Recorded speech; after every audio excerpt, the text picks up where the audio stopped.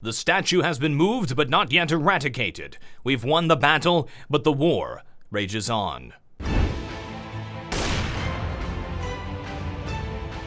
Greetings, TheWarOwl greets you. Now, a lot of people have been asking me about my views about the recent Counter-Strike Global Offensive update with the Negev and the Revolver. So I thought I'd make this quick video to go over what I think about these changes and the direction of Counter-Strike. I realize this video is a little bit late. That's because I finally got my hands on one of these bad boys. If you follow me on Twitter, you know about that, the drama of getting one of these. I've been playing Zelda, and I love it. I know it's a little bit tough to tell when I'm being sarcastic, because I have one of those faces, I have one of those voices, and I'm usually pretty deadpan about any humor in my videos. But I'm being serious. I love it. It's one of my favorite games of all time. Counter-Strike, the purpose of this video, like most modern titles, is a living game. Software is a unique product where changes and fixes can be pushed instantaneously at no cost to the end user. If you don't like something, you want something tweaked, boom, pushed right to the end user immediately. Because of this, software developers need to be very careful about what they push, because it could potentially break the game.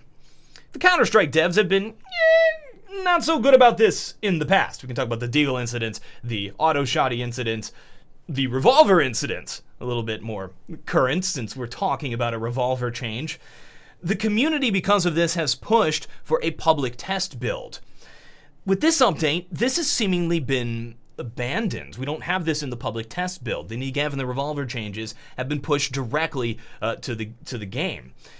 Now, this could potentially harm and break the competitive gameplay. Or not. Spoiler alert, they did something really weird. Separate of the Negev and the Revolver changes, this was a great update. We got tweaks and fixes to canals.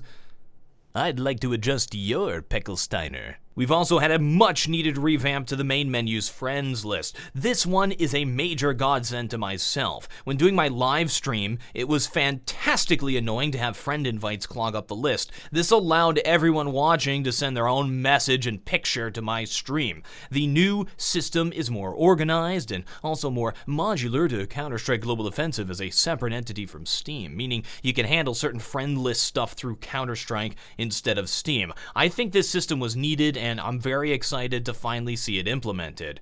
Even the implementation of the weapon ban list is great because now people can easily set up their no op, no auto, dust 2 24/7 servers again. Now that I'm done sucking up and talking about good things, let's talk Negev and Revolver. It's no secret that the devs want all weapons in Counter-Strike to have their use, to strike a balance. And it's no secret that Counter-Strike gamers don't really give a damn about any of this stuff. I think there is a major disconnect here between the audience of the game and the developers. I don't think a 150 round heavy machine gun really has to work in competitive Counter-Strike. We are happy with our AK-47s and our M4s. For the viewing experience of esports, weapon variety is certainly interesting. Giving a more situational choice to players does increase the complexity and the nuance of the game, but I don't think it's a grave concern. Metas tend to form, trends are set at the top, and they trickle down to the rest of the competitive scene. For example, more recently, it's rare to see a team that doesn't buy up UMPs. So I will agree that weapon variety is beneficial to the game. It's a positive, it's a good thing, but I don't think it's very important, nor is it really worth the risk of messing up the game. When you have millions of people playing a game to win, spanning decades, the rules of the game have a fragile balance themselves. Even the smallest change can have major consequences and throw everything out of whack. Please, Valve, do not become Blizzard. I saw what happened to StarCraft 2. I don't want that to happen to Counter-Strike. These changes were meant to give the Negev a role in the game and give players a reason to equip the Revolver over the Deagle. This was introduced in a very weird way, as I said in the opening thing where I talked to the camera. Instead of the risk of ruining competitive Counter-Strike for a few weeks, which has been done in the past, the Negev and the Revolver now cannot be purchased inside of the competitive game mode. I guess it avoids calamity. The new Negev is weird, and now costs 4,000, less than the AWP, and no longer has any tap potential at all. It has an inverse spray pattern where it starts off inaccurate, but as you hold down the left mouse button for about 2 seconds, it becomes as accurate as a laser pointer. Definitely useful for those of you who would like to draw genitals on the wall in bullet holes. The idea is to make it a suppressive fire weapon, and I can see how this would work on the CT side. If the enemy team starts to initiate their bomb site take, just spam the thing in the opening and they can't push until you expel 150 rounds. On the negative, I just thought of that one too, man. I'm on fire today. That's all it's good for. I honestly don't see this getting any use in competitive because of how limiting it is. I mean, players could purchase a 5.7 as a secondary and run around with it as their main gun and switch to the Negev when a bomb site take starts to happen, but as a player, I'd much rather just have an M4. It's more versatile. I did think of a fun application for it though. Remember Fnatic's op-mid strategy on Dust 2? Instead of autos, buy up a bunch of machine guns and just spam the cross. Years of watching my brother play EVE Online has taught me how to think like this. Counter-strafing resets accuracy while spraying with the Negev, so you don't have to be completely stationary when using it. It's just that the Negev has really, really slow movement speed.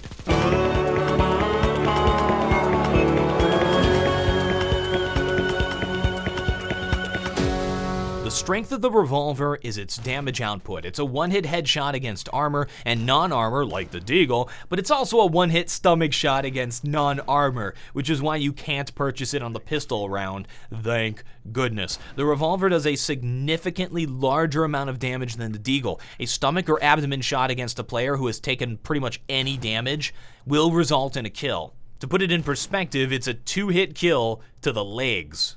One for the right leg, and one for the left leg. Now you can't even limp out of this battle, boy. It's also very accurate. The only negatives to the revolver over the Deagle are its slow movement speed, its low ammo capacity, its high price, and the delay before firing, the most important one. Well, that delay has been drastically reduced to the point where I'd say the weapon is not only viable, but really, really strong for a pistol. You're a counter-terrorist holding an angle, waiting for that moment of glory. Out of the corner of your ear, you hear it. You can either strafe behind cover to avoid the inevitable ba-bam, or you can hold your position and shoot the enemy as they strafe out to the ba-bam. Either way, that sound just gave me a major advantage. You don't do that no more. The delay is so short now that it's tough to avoid. This could potentially be, dare I use the buzzword, overpowered. Let me explain. To use the revolver, you have to click, and then strafe around the corner while waiting for the shot, timing it to fire when you turn the corner. Okay, so with any other weapon except the Negev now, I can do this faster. Just strafe the corner and shoot. The difference is the damage output. With the revolver, all you have to do is go for abdomen shots, sort of like how with the AWP, you're not going for headshots. If I shoot the enemy anywhere and then shoot them in the abdomen, they're dead. Once players use the revolver more, they'll learn to go for abdomen shots, and because of the accuracy of the weapon, it becomes an easy shot if you know where the enemy is going to be. Okay, that's fine. The AWP exists, the Scout exists. This sounds balanced. What's the problem? The revolver only cost $850. Now, I may be completely wrong about this. The revolver might still be poopy, but I'd like to see it in action in a high-level game in order to figure that out. The thing is, it's going to be difficult to find that out, to find out if the Negev works, to find out if the revolver is overpowered, because we cannot play competitive with it. And there is our catch-22 of the day. We need to play competitive to see if it works, but we can't introduce it to competitive because it could potentially break the game. Now, I'm guessing that Valve didn't introduce this as a public test build for one of two reasons. One, nobody cares about the revolver and the Negev. We'll just take it out, it doesn't matter. Nobody uses it, isn't competitive anyway, it's easy, back. Two, a little bit less optimistic too, the last time they did do something in a public test build, not enough people participated. They weren't able to get the data and the feedback that they needed. If that's the case, that's on us. So next time they do come out with something in a test build, let's all get in there, do the work, and test it and play some games for them. With great power comes great responsibility. Spider-Man was like 15 years ago. Oh my gosh. Anyway, we got to make sure that they do stuff in a public test build, because you sure as taxes can't use this strategy of taking it out of the game with the AK-47. You can't take the AK-47 out of competitive. Just try and do that. See what happens. Actually, don't try and do that, because if you do, then Counter-Strike will no longer be a living game. Thank you folks very much for watching. I am TheWarOwl, and I still have no closer.